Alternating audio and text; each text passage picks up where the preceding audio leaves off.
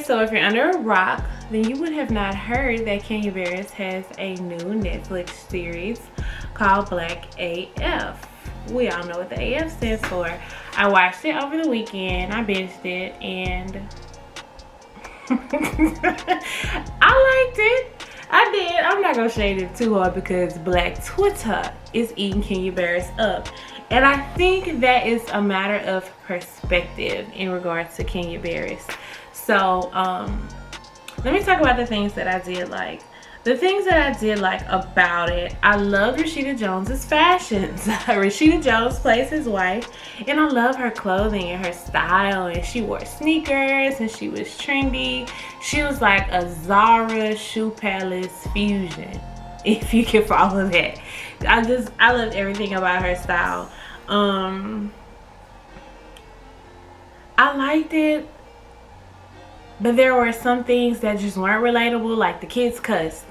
And I don't know if Kenya Barris' real kids cussed, because this is loosely based on his real life. But the kids cussed, and his kids kept calling him a dick and stuff like that. And that's not really relatable. That's not really black as fuck at all. We don't cuss our parents. But overall, I think it's just, art imitating life as far as he goes, because it's reflective of his family. So the critics on Black Twitter are eating him up, because this is basically, if you like Blackish, then this is basically the same thing. Blackish is also loosely based on Kenya Barris' life. He's married to a biracial woman, and they have a bunch of beautiful light-skinned children with one another, and that's his reality. So when he creates his content, it reflects his reality. I really don't understand the need for Black as fuck though, because it's literally just like Blackish. I mean, from the way it's shot, to the editing, to the green screen interview type, reality type scene, like it's literally the same thing. In that, I feel like he could use his resources to do something new and different. It's that same mixedish, grownish, Blackish formula. So if we have the opportunity to partner with someone like Netflix, and you have a lot more flexibility than you do with the standard network, like, let's make it impactful. Do something, Kenya. And I just don't know if he did anything. I think it's just like he remixed the potato salad and put some paprika on it and was like, here you go, your fresh potato salad. And I mean, the potato salad's still good. I mean, the recipe is bomb, but I ain't need it. Like, I could have just ate the other potato salad. I don't know if my potato salad analogy is landing, but I hope y'all get it. For me, it is relatable in the sense that it's like young parents. Like, this is the type of parent that I will be super into hip-hop and clothing and fashion, and I know all the newest terminology and slang, but I'm still a grown-ass woman. Like, that's what they give as parents, he and Rashida Jones. For me, Kenya Barris' type of comedy is kind of cynical and a little bit cheesy. I saw some friends on my timeline who said they cut it off after the first episode because it was too corny for them.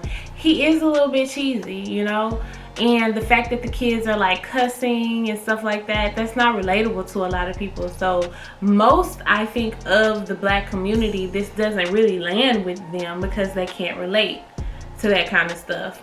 He's super rich, just like Dre on Blackish. A lot of people can't relate to that, the frivolousness of their richness and their rich people problems. Like, while granted he does touch on some very Black things, there are some things that the average Black person can't relate to. And not saying that there aren't rich Black people out there, but there aren't a lot of rich Black people out there frivolously spending. We're more community driven than the mass media market wants us to realize. We take care of our families. In one of the episodes, it was saying how he was avoidant of his family, like his Black family that he came from. And that's not really, to me, and I could be wrong, that's not relatable, because most black people, if they're grounded in no other way, they're grounded by the fact that they have a strong relationship with their family that they come from, and a true affinity for their blackness and their culture that they come from, their neighborhood, you know, where granny stay. Granny house is important. Like, no matter how rich you get, excuse me, granny house is always granny's house, you know. So those kind of things don't land, I think, with the black community, and that's where he's getting a lot of his criticism from. For me, I'm not always one of those people who buys into the they only want to see light-skinned people thing, but I think that there is some merit in it when it comes to not Kenya specifically, but just media in general. There isn't a lot of room for the dark-skinned family. The last man to execute that narrative seamlessly, flawlessly, effectively was the Bernie Mac show. He was a dark-skinned man, he had a dark-skinned wife, they had dark-skinned children, and they were still able to thrive on the market. Most of the network shows these days that portray black families don't portray that family. They portray the biracial wife, the super light-skinned kids with the beautiful hair. Like, there is no opportunity for that genuine black as fuck experience. You know, it has to be watered down in some way. Now, I attribute that to the networks, not necessarily Kenya Barris. For Kenya Barris, if you do your research on him, that's his reality. You know, that's how his family looks, and that's what his art is showing. There is specifically a episode where he's like on a conference call with Tim Story and Issa Rae and Ava DuVernay and Lena Waithe and someone else, Will Packer. And the feedback that they're kind of giving him, I think, is sarcastic and cynical in that way. He understands that, you know, his shit don't land with everybody. I think even him putting Tyler Perry on one of his episodes, I think he's trying to create that narrative that while I might not create your black as fuck scenario, there are so many other creators who do, like Issa and Insecure. There's so many hues of blackness on her show. Lena Waithe does that on The Shy. I think that there are opportunities out there for other creators to do that, but you don't really get to see that on like an ABC or a Disney where Blackish is. That's why I think it was important for Kenya to try to do that on Netflix, where he would have more of a free reign, but he kind of missed it. But in his defense, like I said, that's not his reality. This is what his family really looks like. So overall, I think the show is cute. It is something else black to watch on Netflix. Like, I feel like I've watched everything black on everywhere. Okay, so this just added to the arsenal. There were some very funny moments, like when they popped a Molly at the festival, which was hilarious.